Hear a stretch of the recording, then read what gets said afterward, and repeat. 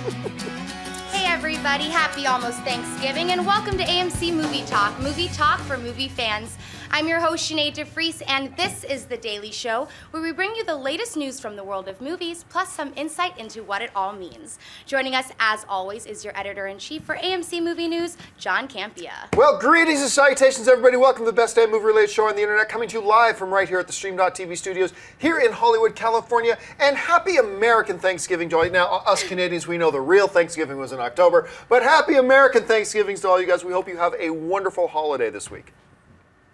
Yes, also here is writer-director John Schnepp.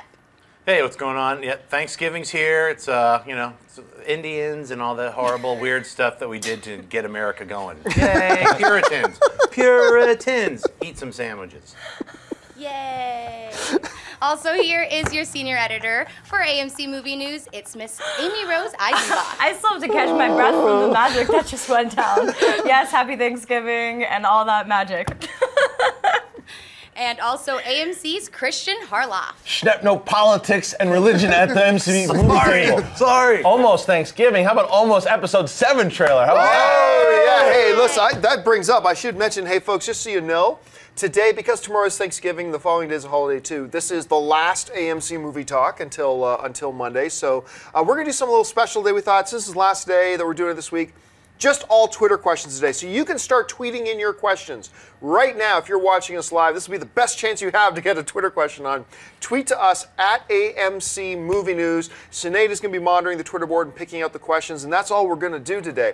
I should mention, too, since Christian brought it up, that although we are not doing a movie talk on Friday, what we are going to be doing is a bunch of us are going down to the AMC Century City to watch the Star Wars trailer. And from right there at the theater, we're going to be doing a reaction video to the Star Wars trailer. So make sure you're subscribed to our YouTube channel and make sure you tune in on Friday and check for it to see our reaction video to the new Star Wars trailer. Or stop by Century City. Or come by the AMC Century City if you're in LA to come see it. How many times are we going to see it? Honestly, I don't even know. I'm going to tell you the truth. We 4.5. were emailing with each other yesterday. It's like, okay. The first screening that day is 9 a.m. of, what was it, Big Hero 6 at 9 a.m. I'm thinking, as long as it doesn't suck, I'm going to probably see a 9, shoot the video, and I'll probably be there till dinner. Even if it does suck, you'll probably watch it. Even if it does suck, I'm probably going to be there all day. But one of you is going to bootleg it for everyone else, right? Boo! Now, I don't know what we're allowed to go into here, but, I mean, just coming in, Christian, you were talking about something that, there's nothing barring you from talking about this, right? No. It's just you came in and you said something interesting to me today. Yeah. Tell me what you're telling me. There's reports and rumors floating around that we might actually get, that Disney's doing something kind of cool as to where they might actually put a 60-second trailer during one of the Thanksgiving football games. So during one of those games, that it would be different footage from what's going to be in the 90-second one. The 88 second one that comes out in movies. So we might get different versions. That's rumors floating around, but they seem to be. I like different sites reporting on it, and the way it just keeps creeping up. I think it's true. I'm going to be DVRing. I'll be watching the games anyway, but if you're not a football fan, you should DVR it just in case. It just feels brilliant to do that because it's such a popular day to be home with family and eat and watch football, so it feels like a really missed opportunity. Football. Right, what is that? It's a game that people play. Schnepp's not a big sports fan. It's F-U-T-B-O-L, right? Well, football. But John, you know why I think that this might happen? Is because remember yesterday you were saying, oh, I wonder why Jurassic World moved out of that spot. Maybe it was going to leak.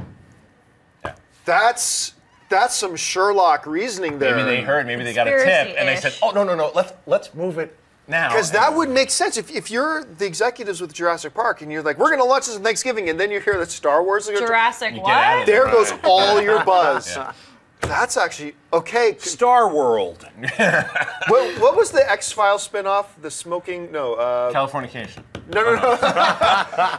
with the 3 conspiracy theorist dudes. They were called the Lone Gunman. The Lone Gunman. That's right. That's some great Lone Gunman logic right there. That's my new name for you. Harloff Star Holmes. Wars. Okay, so I said we're going to be doing is taking your live Twitter questions for you guys who are watching us live. I hope you've already started sending them in because Sinead, have you picked out anything for us yet? Yeah, I'm at 40 new notifications. Okay. So I think we're good. Alrighty, so Adam Kane wants to know, what is your biggest fear for Star Wars Episode 7, if you even have it? How relevant. No, yeah, it's a great question. What is the biggest fear? You know, it's hard because there's so much enthusiasm going into this. I mean, look, everybody knows I literally light candles and worship at the altar of George Lucas. I mean, I'm completely dismayed with what he did with the prequels, yes, but he's still a grand genius. But enthusiastic that he has, you know, entrusted the legacy of Star Wars now onto other people and other creative forces. And he left it in great hands with Kathleen. He left it in great hands. They got JJ, who you know honors what the original stuff all represented. I think the cast is solid.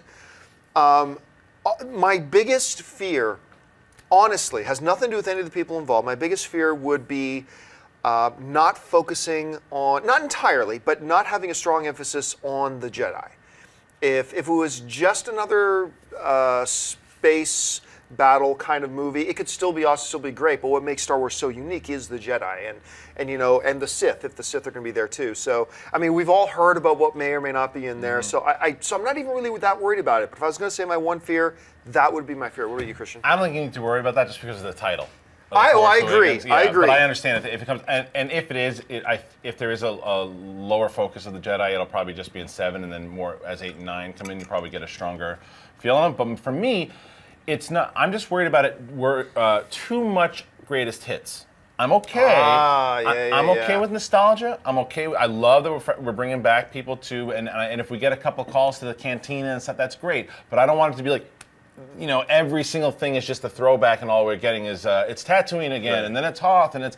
I don't mind revisiting things quickly, but let's make it fresh, let's make it new, and I think we're going to get that. But that's probably my biggest fear. That was kind of my only fear too, that there'd be too many nods, too many like, right, you're with us. But like that doesn't outweigh my excitement because again, you just mentioned all the amazing players connected to this universe, and I have faith in this. We're ready for it. They know that, you know, we know a lot of you guys like the prequels out there, but a lot of us didn't, and they know that because that was kind of, you know, universal, that most people were disappointed. It didn't capture that nostalgia that the original saga did for all of us. It's cemented in cinema history. The prequels are not, you know? So that's my only thing. Too many, like, wink winks. But again, I think they're going to nail it, especially bringing back some of the goodies like Harrison and stuff. My only fear is retread. I'm afraid that they're going to just basically mask Star Wars with the same exact. It's going to be Star Wars. Like there's a new Death Star. It's basically going to hit all those plot points again, which happens in a lot of movies, sequels especially. They're like just change this guy's name and change this area, and then you know it's basically retelling the same story. So that's my only fear. I think you know that the Sith and Jedi are going to be well represented. The Force Awakens. My guess is that maybe there's not a lot of Jedi. You know, we're going forward like 20 years, and they're like, oh, the Empire, it's like more like, you know, Republicans and Democrats, how we operate now, where it's like, you know, that's my guess. Hey, John, it's 30 years. Oh, 30 years, right? Yeah, I mean, how many Jedi could there be? And just, I mean, considering look, they say Obi-Wan said all the Jedi were all but extinct, but you know, there's probably a few Jedi that were wandering, still in hiding throughout the galaxy, right? And we know that. So, but how big could the Jedi Order really be at this point? Probably not all that big, but still, it's, man, look, yeah. My soul just can't take a bad Star Wars movie at this point, okay? I am probably going to curl up like a baby and cry if it's bad. It's funny you say that, too, because and I'm glad we're all seeing it, the first trailer together on Friday, because the tone of the movie, you'll see it in 88 seconds, 15 seconds. You'll see from the certain shots. So, because even if you go back and you watch the Phantom Menace trailer, which is a great trailer, the first trailer, the tone is the same tone that you saw in that movie. It's the same, the way it's shot. After you see the movie, you understand it's the same exact tone. You'll be able to pick up the tone and what JJ did in the way. If you'll know, well, we're gonna look at each other and go, okay, that's Star Wars, or we're gonna go, uh-oh. But I think it's gonna be the former. I shouldn't even say this. I got an email yesterday. Basically the email said Misa coming back. Hey, hey, Misa return. It was basically, do you want to come see the trailer? And I said no. Yeah. Because I want to see it in a theater. The first time I see this bloody trailer. I want it to be on a big screen, and I want it to be with you guys. So it's going to be. Well, I would have accepted. So. Oh, you weren't here when we made the plans. Amy Rose, you want to come? You can come. No, I'm saying to see it earlier. Oh no, I can't do it. All right, let's move on. What's next? All right, Joseph wants to know if AMC has any plans for another charity movie talk marathon. For those of you might remember, about a year ago, we did, after the typhoon hit the Philippines and caused all that devastation, we did a 24-hour marathon to raise money, and you guys raised over $25,000 for it, which was insane. What I don't want to do, look, I'm very public about this. If you're able to gain any sort of notoriety, and for whatever reason we're a little bit internet famous, I think there's a responsibility to try to then use that to do good stuff, as much as we can, considering all the crap we actually do. It'd be cool to do some good stuff. But at the same time, I haven't wanted it to feel forced. So I think we will do something like that again. We might even do it again early in 2015, but I want something there to be a cause. And there's a lot of great causes out there. It's a matter of just trying to find the right one. And I just don't want it, if we do it again, I don't want it to feel like we're just going through the motions, So it's tricky, it's hard. Like it's trying to find this balance of wanting to do good stuff without looking like you're being pretentious about it, And so I would like to. I think we will at some point. I just don't have a plan for it at this point. I don't know. What do you guys think? I was going to bring up, I volunteered to do 5 drawings, and then as the hours went on, I said, I'll do another 5. And then I added another 5, and all you guys contributed quite a lot of money. Power. That's what I know. It was. I was like, yeah, because I could just say, because we raised money. It was like, I think $3,500 or $4,000 just for the drawings. I'm on drawing 11. Woo! I'm 4 left. And once I have all 15 done, which will be before the end of this year, I promise you all. It's taken me a long time. I know it says it's only 15 drawings, but they're all pretty good. And you're making a small documentary. Yeah, I got a lot of things going on, guys. So don't be mad at me. All you guys who contributed, you guys and gals who put in money, it's coming, and I'm going to give it to everybody here first. So we'll show all the art before it gets shipped out. So you're going to commit to at least 40 next round, right? Yeah, I love kind of banding together and doing something good because, like you said, we are in this random position and we talk to the screen and we don't even realize the impact that a lot of us have. And I really want to do something here, right here in the U.S. and support. There's so many things we could contribute to, especially around the holidays. It's a really tough time for a lot of people. So I would really like to do that again. So thank you for asking that. And thanks again for all your support for everyone who contributed. That was really special and amazing. Great. All right, what's next? All right, Bazinga Guy wants to know, do movies make more money when they have more screens open for the movies compared to another movie that only has like 1 or 2? Well, I mean, it depends. Like if you're saying, will a movie make more money if it gets released on 2,000 screens versus a movie that releases on 15 screens? Obviously, the answer is yes.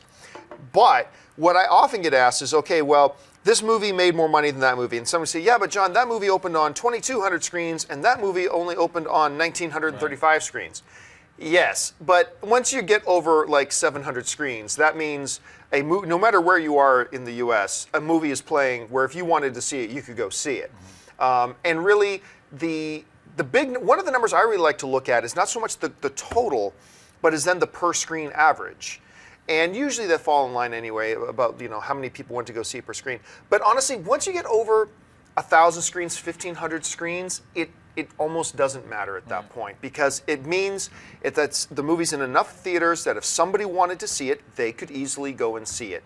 So I don't think it's as big of an impact as you think, other than those extreme examples. This one got a wide release, this one got a limited release. That's different, but I know, what do you guys think? And a lot of times if limited releases do really well, look at Chef. They re-released it, they expanded it. They roll it up Look at Birdman. I mean, we see that a lot, working with the indies that we talk about in Indie Spotlight all the time. I mean, it's supply and demand. They're not going to, invest that much right off the bat, but interest, dollar figures speak. So they will keep evolving and keep expanding. Yeah. Any other thoughts?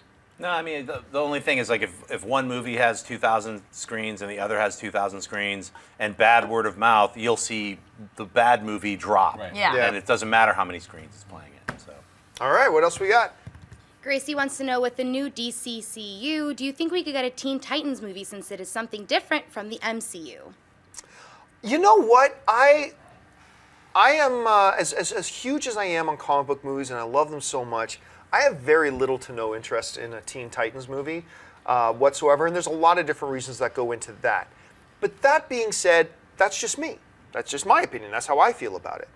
But you raise a great point, though, in the question when asking, it would be very, very unique from anything that Marvel is doing. You know, I'm sure Marvel and DC both are kind of constantly struggling and looking at ways to separate themselves, to be unique from the other, right?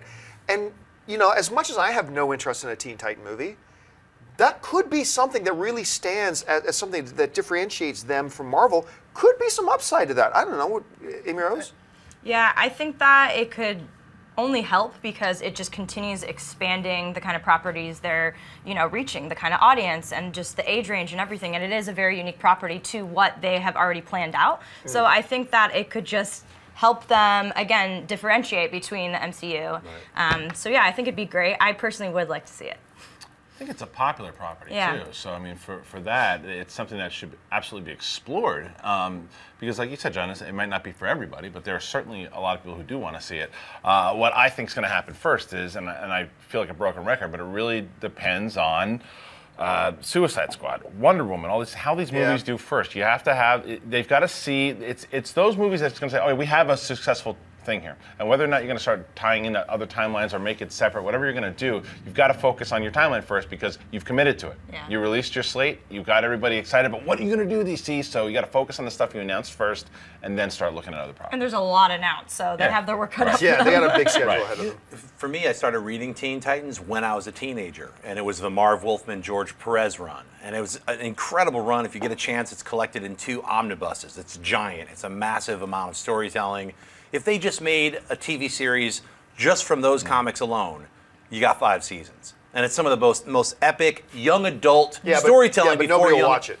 Well, I really disagree if you made it as a TV series. I think Teen Titans should probably replace Constantine. Yeah. Well, why do you think that no one watches it? Because look at like something like Flash and I mean, because Flash is kind of a younger series too, something like Smallville. You don't think that people would? No? But once again, this is just basing it off what my tastes and whatever are too, right? I just don't. A bunch of teenage superheroes. I think it sillifies. If that's there's an audience for it. I think it sillifies the DC Cinematic Universe. If you made a TV show, and I tend not to try not to talk about TV stuff here very much, but I honestly don't think it'll work. I think it would get a lot of fanfare to start, and I don't think it would work. But there are other people who think it would, and just because I don't like the idea doesn't mean it's not worth an idea exploring. All right, what else we got? The Dinosaur King asks, with Jurassic World, would you like to see the return of Stan Winston's animatronic dinos, or will it all be CGI? What a fitting question for your pseudonym. Yeah. Dinosaur King.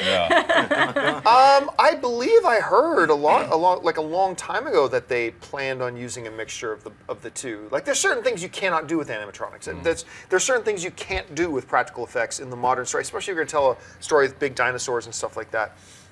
So I anticipate we'll probably see a blend, probably an 80-20. 80, CGI and stuff like that, and 20 we can get up close and personal, close shots. So there's not a lot of action happening. So I think we'll probably see both. Well, we certainly didn't see a lot of we saw more CGI in the trailer. Yes, definitely. But we didn't see the hybrid yet. So maybe the hybrid it turns out to be an animatronic. I don't know, but I think it's even less. I think it will probably be 90-10, if any at all. Just from what I got out of the trailer. Yeah, I mean, if you have a shot in this movie where Chris Pratt has to go up, like that great scene in the first Jurassic Park, where Sam finds the Triceratops, basically sleeping. They had tranquilized. It was sleeping, and it's not moving except the lungs move. That's it. When you can do that, you can do that with animatronics. You can do that with practical stuff. If they have shots like that in the new film, then I think it serves the film well to do it with animatronics and practical effects. You're just going to really up close, not a lot of movement, all that kind of stuff. It works, but otherwise, you can't have an animatronic Velociraptor running beside Chris Pratt on a motorcycle. I mean, so for that, you got to go CG. Yeah, the sad truth of the matter is, even the thing that you're bringing up, it's cheaper to make CG, even like super close up, because look at the Apes movies. Those are incredible, almost realistic apes, and that's all CG. So at this point, it's hard to argue for practical, except for the simple fact that practical looks better. Like, I'd like to see some of those Velociraptors with Chris Pratt, the practical puppets, redone a little bit. You could add CG enhancements to, you know, making their eyes blink and things like that. But yeah, I don't know, Dinosaur King. It looks like it's gonna. I would call it probably like 98% CG, 2% crying.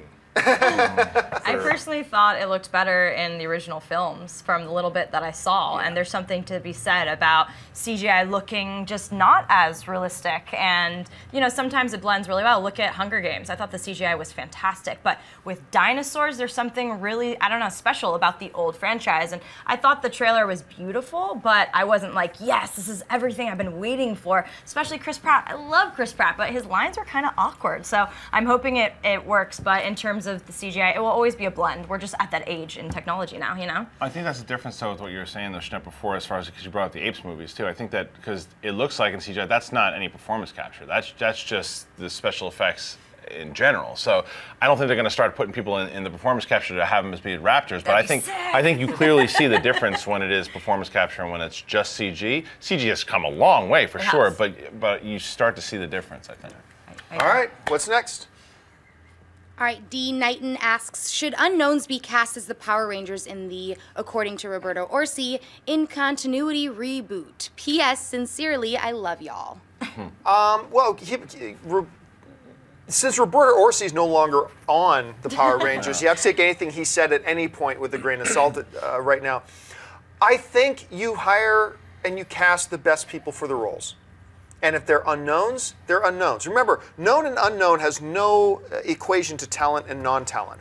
You know, I talk about Chris Hemsworth a lot. Chris Hemsworth was a guy who nobody knew for a long time, but all the casting agents and the studios knew that this was a can't-miss A-list talent guy.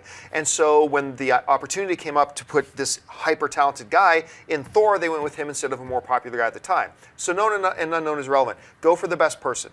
I think if all other things being equal, and you get two guys in the room, one's a complete unknown but totally nails this role, one is a famous actor who totally nailed the role, for marketing's sake, you might want to go with the guy. But if the other guy even a little bit outshines him, go with the unknown. I mean, that's kind of my approach to it. But I don't know, what do you guys feel about that? Bring back Amy Jo Johnson! Well, for Power Rangers, I would just go like Power Rangers 10,000 BC, and they're all like apes with the Power Rangers masks so you can't see their face. Nice. Then you just cast a bunch of whoever. Mix and match Apes. some stars. Yeah, Apes. Yeah, apes maybe. I think for this movie, because if they're trying to branch out from just the people, away from just the people who watched as kids, if they want to try to get a new generation in there, you have to have at least one. I agree that the celebrity or the famous person needs to be a good actor, obviously, but you have to have one for, like you said, marketing purposes, and I think that they should absolutely target one really famous person so they can sell the film on that one star as well, just in case the brand itself doesn't sell the property. Josh Hartnett is the Red Ranger. Nice. Chuck Norris is the Green Ranger. Or like up and okay, I'm totally in for that. Or like up and comings, like Emma Roberts, I think would actually be a really good Pink Ranger. Like I feel like, you know, in that middle tier of they have talent, but they're not gigantic names yet, so they still sell some tickets. I think it's a healthy blend of both because Kate this Walsh is a love is the property. Purple Ranger. Yes. All right, what's next? All right, Christian asks, I'm looking forward to Terminator Genesis, but I've been hearing mixed things about the production. Should I be concerned? Yes.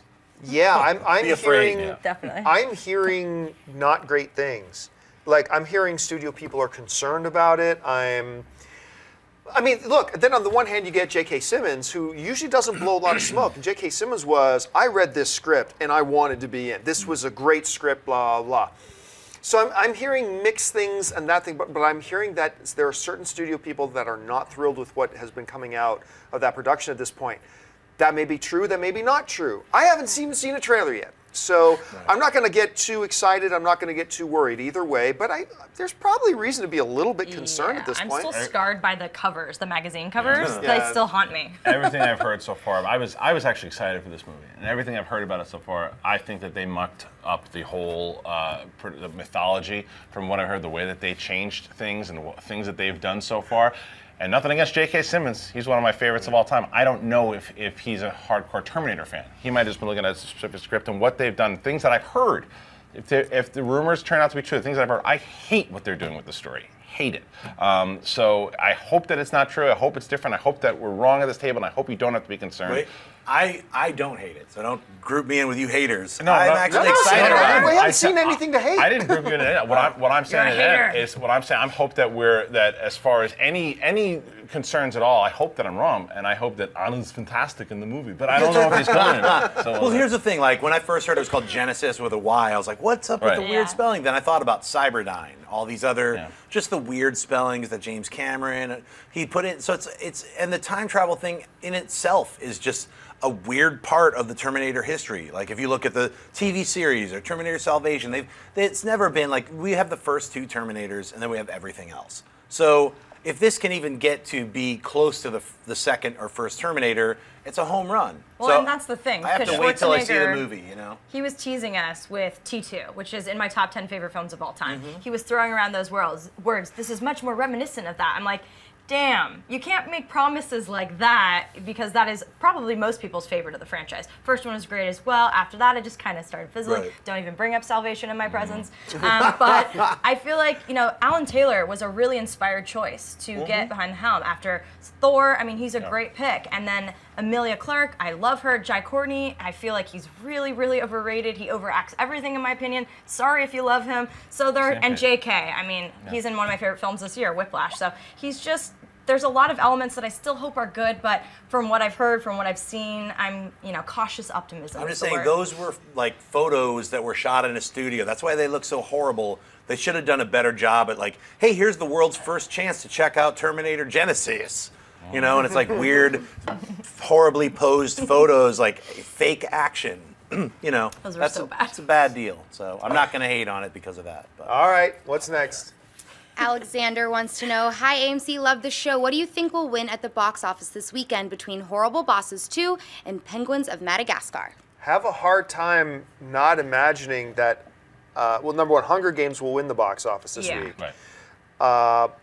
But after that, I have a hard time believing that Penguins of Madagascar won't come in number 2. I mean, it's a family film. It's got pedigree to it. I mean, it's got a back thing to it. It already has an established fan base. I'm really looking forward to Horrible Bosses 2. It's the film I'm looking forward to the most this weekend. But it's I can't see a scenario in which it nudges out Madagascar. Can you guys? No, because people are off from work, their kids are off from school. It is time to get those kids into the theater, and they've probably already seen Big Hero 6. It's the only thing playing out there and it's a big holiday family weekend because it's the only one playing. It'll definitely be number 2, Hunger Games number 1. Yeah, I've seen both of those, and Madagascar, because all the animated films are now very adult focused as well, the whole family can enjoy it, So Horrible Bosses, it's a rated R comedy, right? Isn't it rated R? Yeah. So isn't it? It is. I saw it. Yeah. I was like trying to remember. I saw it several weeks ago, and it's good. I actually liked it better than the original film. But yeah, I think that you nailed it. Hunger Games, and then the animated Charming Tale, and then that one. I gotta say, I saw the Penguins trailer and laughed out loud. It's really cute. I haven't seen it. any of the other Madagascar films. Me either. And I'm not going to. I'm not planning on it, but I'm seeing Penguins this weekend because I can't wait to see it. I brought my nephews. It's really funny. Like, I think my sister's husband liked it more than they did. Wow. All right, what's next? Okay. She wasn't ready.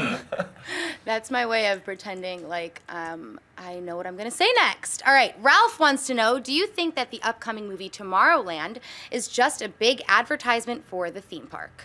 No. You can tell there's a world of imagination going into that. And the trailer, amazing. That first trailer blew me away. Just the simple, and when you think about it, when she touches the pin? Yeah. When she touches the pin, there's a lot you could have done with that from a visual point of view. You could have done this big or whatever. Their choice to just do hard cut, boom, back in, I thought was breathtaking. Yes, I loved it. And from that moment on, it had me totally into it. I think this is such a creative sounding story that No, and it doesn't look like this has anything to do with the theme park whatsoever. If you watch the trailer and you see what Tomorrowland is, it's something very different. So no, I think this is a movie that got made on the principle of this is a great story, let's make this, as opposed to let's promote Tomorrowland. The connection is Walt Disney because of the whole conspiracy surrounding it, and it's a sci-fi film. So no, I don't think at all. I think it looks spectacular. I remember at D23, they showed us such little, but Damon Lindelof and everyone, and like, they had these contents that the film is based on, and it sounds really spectacular. And yeah, it was visually stunning as well. Yeah. I'm in. Yeah, I was there for the D23 also, and it was a lot of fun to watch both Lindelof and Brad Bird come out and talk about it and the way that it all went. They were being secretive about it, but Brad Bird is a guy who's coming right. And I believe this is what he chose to do over Star Wars, from what I remember. But he's one of those directors right now, hot off MI4, and really, really putting his effort into it. And I don't think it's any different from when Pirates of the Caribbean came out, the first one. Yeah. And like, how are they going to make this whole movie out of just a ride? I thought it was such a stupid idea. Right. They're making a movie based on a theme park ride? What? And they delivered. And so They delivered. because they put together a good team like they did with this one. And I agree with you guys. The trailer was so cool. It could be just a visionary movie. I'm pretty pumped for it. I'll say one name, Sid Mead.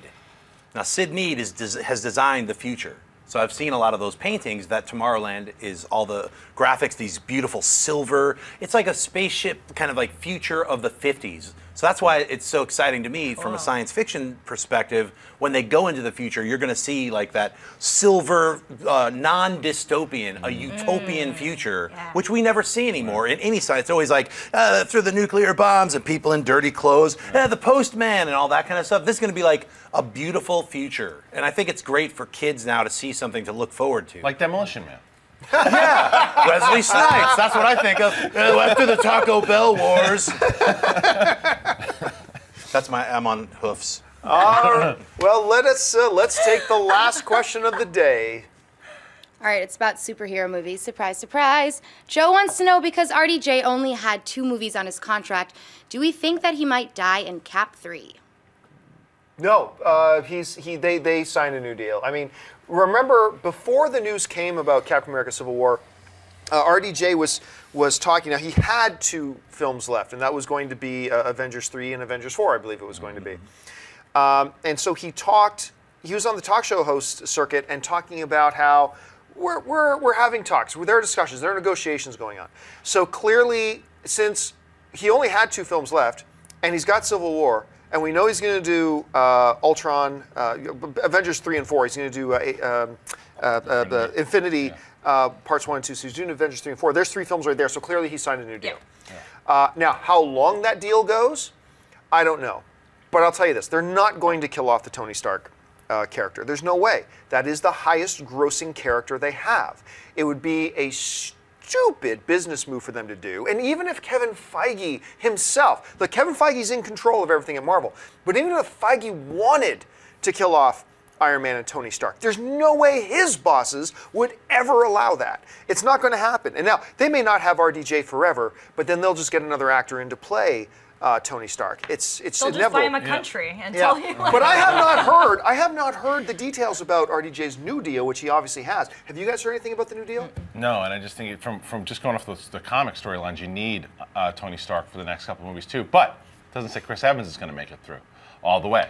We don't know. We don't know where that Civil War storyline is going to go and lead up into, Infinity 1 and 2. We don't know where that's going. So I think you need, not only just because it's profitable, which I agree with, but I think for the overall arc of what they've done from Iron Man 1 until the end of Phase 3, it makes sense to have Tony Stark. Yeah. Whereas Chris Evans, Cap could die and be a part of the storyline. It makes sense, not just to kill him off, because it would further emotional really ties. Emotional side. Yeah. Not to mention, Evans has expressed wanting to leave the franchise and direct and focus on other things. He's been very vocal about it. So it would work with the storyline, with emphasis, with intensity, and with, making the actor happy.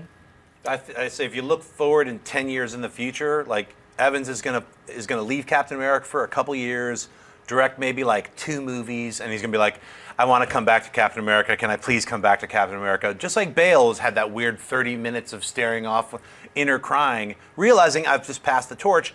This cinematic universe is different. It's not like, oh, I'm part of Nolan's universe. this is a living, breathing cinematic universe where we talked about that yesterday, where when they first started, you got rid of Terrence Howard, swap out the Hulk, it didn't matter that much because it was just starting. Now we're kind of entrenched. And for someone to replace Tony Stark, for me, that would just suck. I feel the same way about Chris Evans and Hemsworth and everybody. So they're all actors, and actors like to work. And actors like to be liked when they're in films. So and they like money. And I heard that. I heard Downey Jr. likes money. All those things considered. That's just a rumor. It hasn't been confirmed. Yeah, I can't confirm that rumor either, guys. I still miss Howard, by the way. I love Cheadle, but I do miss Howard. Yeah, I miss Howard too. But remember this too. Like with this isn't like the comic books where a new issue comes out every single week. Like Chris Evans saying that he would like to step away from acting for a bit and do a couple films. Well, in the Marvel timeline, the way everything's set up, you can have Captain America in Civil War, you can have Captain America in the Avengers films, and then you can have other movies for 3 years and not have Captain America die. He's still there, but he's not in any films for like 2-3 years. They've got like 15 characters now they're running with. Right. In that time frame, he could easily go and shoot 2 films. Yeah. And then, just when they're ready for Captain America, he comes back. So I've never believed that he's retiring or is gone from it. I just think they're going to take a break from the character.